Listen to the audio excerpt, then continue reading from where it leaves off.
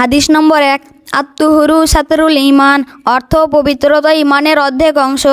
হাদিস নম্বর 2, আস-সালাতু ইমাদুদ্দিন, অর্থ নামাজ দিনের স্তম্ভ।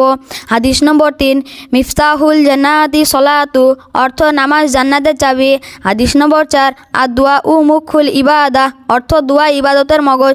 হাদিস নম্বর 5, আল হায়া উ মিনাল ইমান, অর্থ লজ্জা ইমানের একটি অংশ। হাদিস নম্বর 6, আসিয়ামু জুন্নাতুন, অর্থ রোজা ঢাল স্বরূপ। হাদিস নম্বর 7, আল ইদাতু দাইনুন, অর্থ প্রতিশোধী ঋণ স্বরূপ। হাদিস নম্বর 8, আল মাজালিসু বিল আমানাতি, অর্থ মজলিসের কথা আমানত হয়। হাদিস নম্বর 9, খয়রুল হাদিসি কিতাবুল্লাহ, অর্থ উত্তম কথা হলো আল্লাহর কালাম। হাদিস নম্বর 10, আদ-দীনু আন-নাসিহাতু, অর্থ উপরের কল্যাণ কামনা করাই দিন।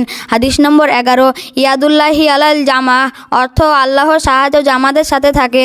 হাদিস নম্বর 12, আল মুসলিমু আকুল মুসলিমি, অর্থ এক মুসলমান অপর মুসলমানের ভাই।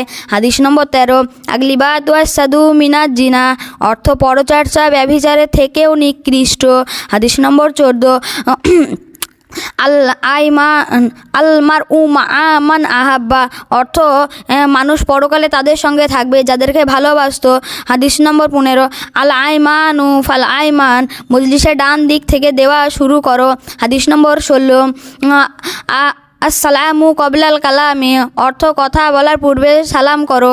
হাদিস নম্বর 17, আল বিররু হুসনুল খুলকি, অর্থ ভালো চরিত্রই হলো নেকি।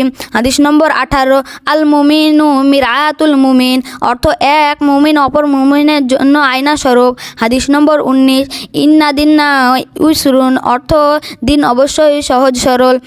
হাদিস নম্বর 20, মান সমাদা নাজা, অর্থ যে নীরব থাকলো সে মুক্তি পেল।